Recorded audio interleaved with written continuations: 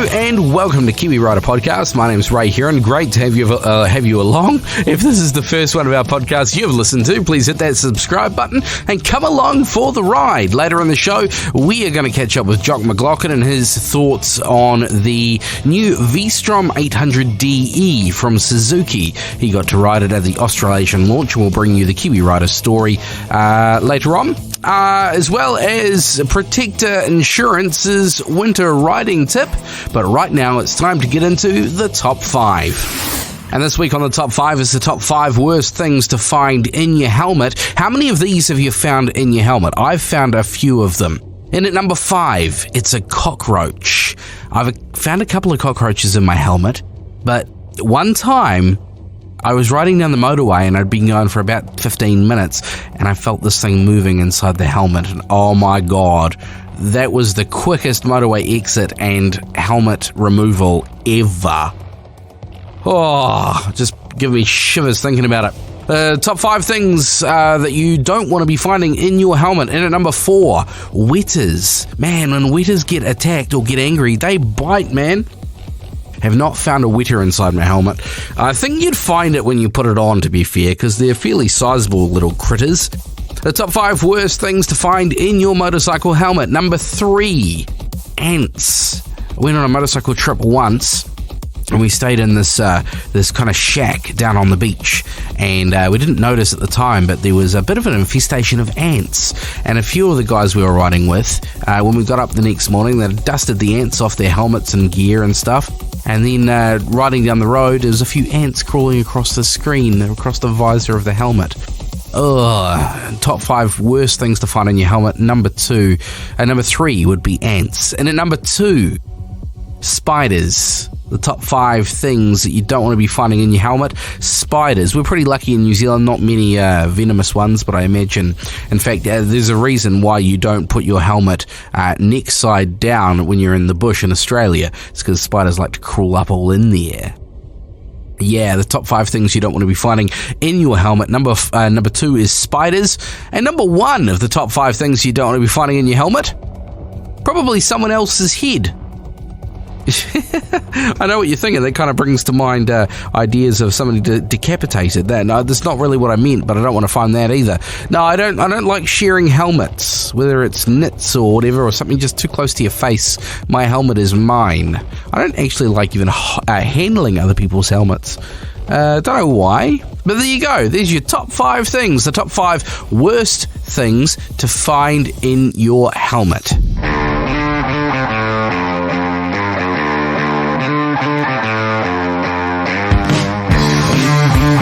Time now to take a look at our winter riding tip. Thank you very much to Protector Insurance. They are the team, they are motorcyclists, and they are providing motorcycle insurance, and they want to do themselves out of a job, really. They want to give you the tips to keep safe and keep your motorcycle safe in winter so that there are less claims and they can do themselves out of a job. Pretty much as simple as it goes.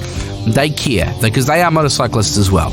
If you want to know if you're on the best deal possible as far as your motorcycle insurance goes, go to protector.co.nz. Thank you very much, Protector Insurance, for sponsoring the winter riding tips. This week's tip: ride smoothly and responsibly. In winter, roads can be unpredictable with icy patches and reduced traction. To maintain control, adapt to smooth and gentle throttle input and braking. This goes for when you're braking, accelerating, steering, generally just smoothly and gently with your bike. Give yourself more time and more space to react to any hazards or challenges or changes in the road condition. Avoid sudden or aggressive maneuvers that can destabilize the motorcycle. Stay in higher gears to minimize abrupt throttle inputs.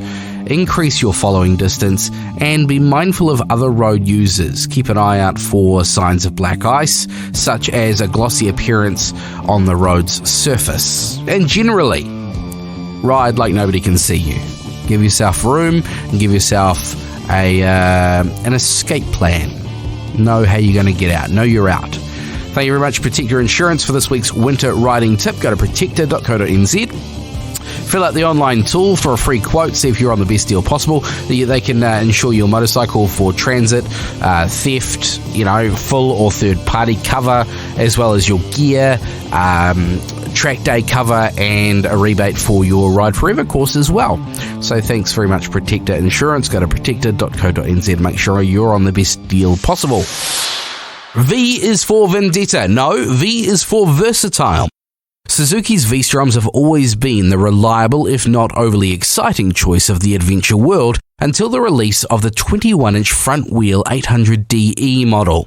Jock McLaughlin moseyed on down to the Australasian launch to take a look and a spin.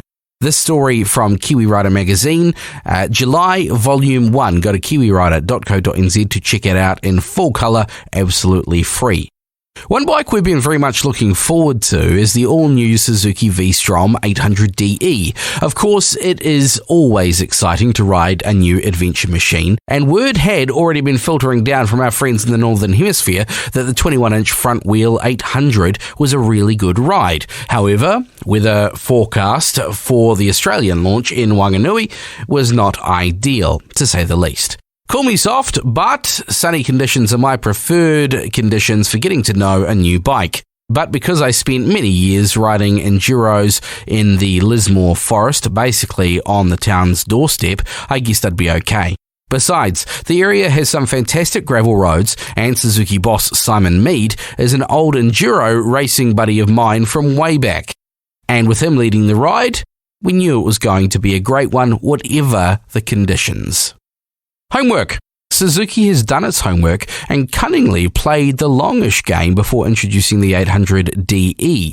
Rather than just jump hastily into the mid-sized adventure market, it looks like the designers and engineers weighed up the opposition and decided their ideal machine would sit nicely between Yamaha's Tenere 700 and the 850-890 of BMW and KTM. The V-Strom range has always been somewhat conservative, but nonetheless a decent people-pleasing solid performer that is axe reliable. Suzuki has looked at the market and positioned this new 800 right where it believes there is a void and filling it with a machine their customer base is looking for. This is a great performing, all-round capable machine that does not cost the earth. With a 21-inch front wheel rather than the 19-inch wheel of the V-Strom range previously, and straight up, this new 800 will win riders over whether they're traditional Suzuki people or not. It is a bloody good ride. Previous model V-Stroms have been lambasted for the 19-inch front wheel. Adventure bikes have a 21-inch front wheel, right? Well, yes and no. It all just depends. In Europe, the road less travelled is probably still tarmac. In New Zealand, almost certainly not. The bottom line is, on tarmac, 19-inch is superior for traction and feel, and on gravel or worse, the 21-inch front hoop is significantly better for traction and steering accuracy. Suzuki intend the 800DE to be ridden off-road, in the mud and easy single track, hence the larger diameter front wheel. Put genuine knobby tyres on the front and rear, and you'll soon be amazed at what large bikes can do. And let's face facts, 19-inch knobbies come in 50% road, 50% off-road varieties, which aren't real knobbies at all. For proper steering and braking grip off-road, a 21-inch front wheel is a must. So I think Suzuki has done the right thing equipping the 800DE with a 21-incher.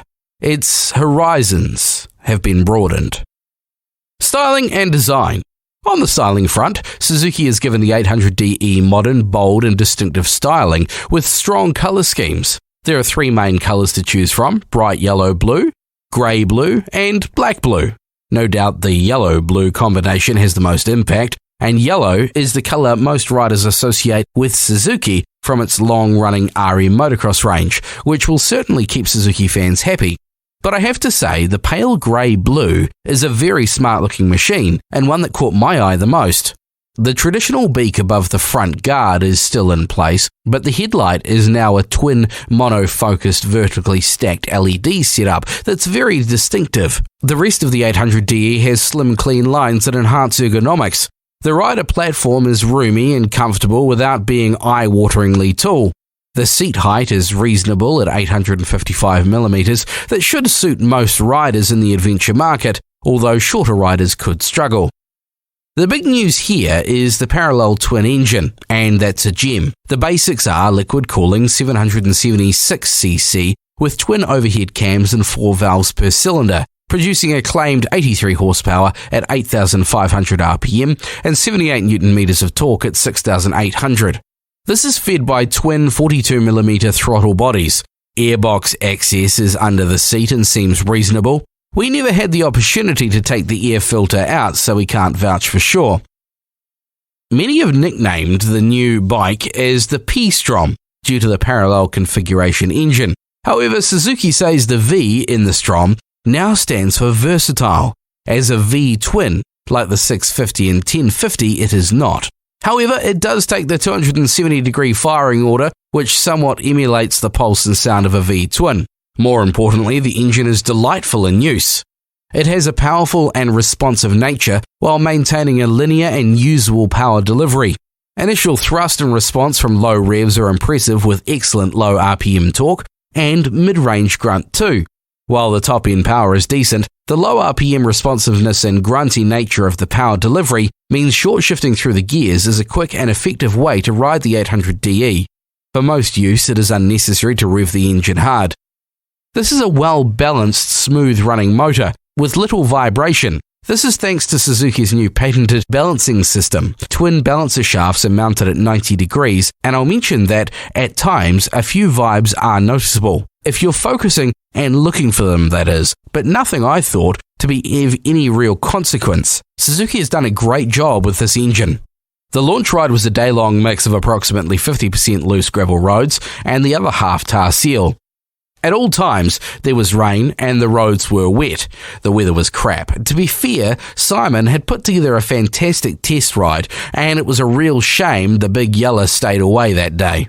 SIRS, or Suzuki's Intelligent Ride System, was there to take care of any mishaps. Being in charge of the ABS and TC electronics, there are road and gravel traction control modes, along with 2 levels of ABS intrusion, and the rear ABS and TC can be turned off, definitely a step forward compared to previous Suzuki Adventure machines.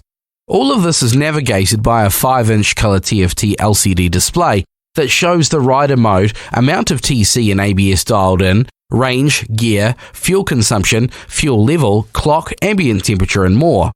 There's a handy 2-amp 5-volt USB port mounted on the left-hand side of the dash for those who use their phone for navigation. Not me. I use the phone to make calls occasionally. A testament to the bike is how enjoyable the ride itself was. Bad weather never enhances a ride, but can contribute to negative feelings towards the bike because it's so bloody miserable. Not this time though. I was loving the ride, and it sure as hell wasn't the weather having any influence on it.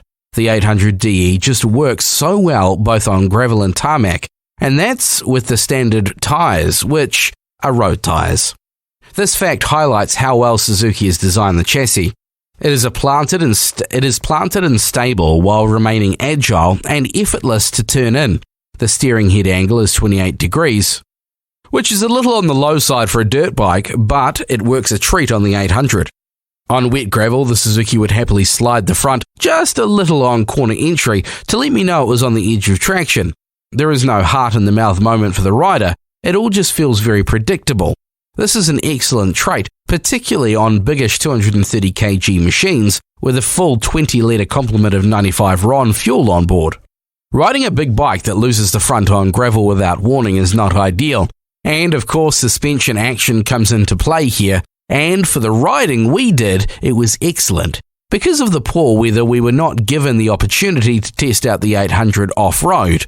Showa fully adjustable suspension components are fitted at each end, with 220mm of travel at both ends. 220mm of wheel travel is almost 9 inches, which is a decent amount for an adventure bike, but ground clearance is only 3.5mm greater than wheel travel, which I think is cutting it a bit fine when bottoming it out.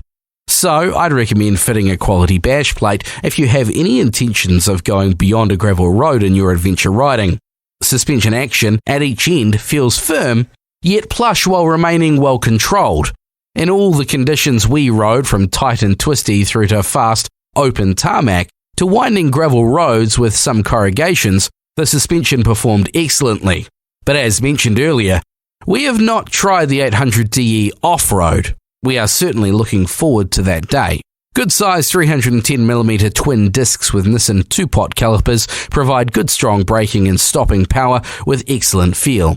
The ABS up front is excellent with no unwanted intrusion, even on gravel with road tyres, which is saying something. Coming from Jock, it really is saying something. The rear is a 260mm single disc, also with a Nissan caliper, which was great and did its job well. The lowdown. All in all, Suzuki has come up with a terrific bike in the new V-Strom 800DE. It is comfortable with decent weather protection, it's a quick relaxing ride, and handles and stops very well. In fact, it is a genuine struggle to find a fault in any real regard. Some nitpicky types might not like the colour combinations, or perhaps the styling, but beauty is in the eye of the beholder. You pay your money, you take your choice. Yes, the V-Strom 800DE is an excellent machine and deserves to sell well. These words from Jock McLaughlin, and the first of the Kiwi Rider team to get a leg over the new Suzuki V-Strom 800DE at the Australasian launch earlier in the year. If you want to check out the photos and all the specs, go to the latest edition of Kiwi Rider magazine at kiwirider.co.nz. Check out June Volume 1, 2023. And that about wraps up the show. A short one this episode because, as you can probably hear, I'm a little bit poorly and speaking is not the easiest thing in the world. But thank you so much for listening. If you want to get in touch, email me, podcast@kiwirider.co.nz. Get in touch through social media. We're on Facebook, Instagram and TikTok. Love to hear from you. And yay, we hit 1,000 subscribers on the Moto NZ YouTube channel. Thank you so much if you are one of those 1,000. There's content going up there every week, a new video every week. But thank you so much. We really appreciate you guys hitting that subscribe button. As I said, the latest edition of Kiwi Rider magazine is absolutely free for you to read at kiwirider.co.nz. Check it out, hit that subscribe button, hit that like button. I've been Ray, this is Kiwi Rider Podcast. Keep the rubber side down, throttle on, and we'll catch you in 7 days' time.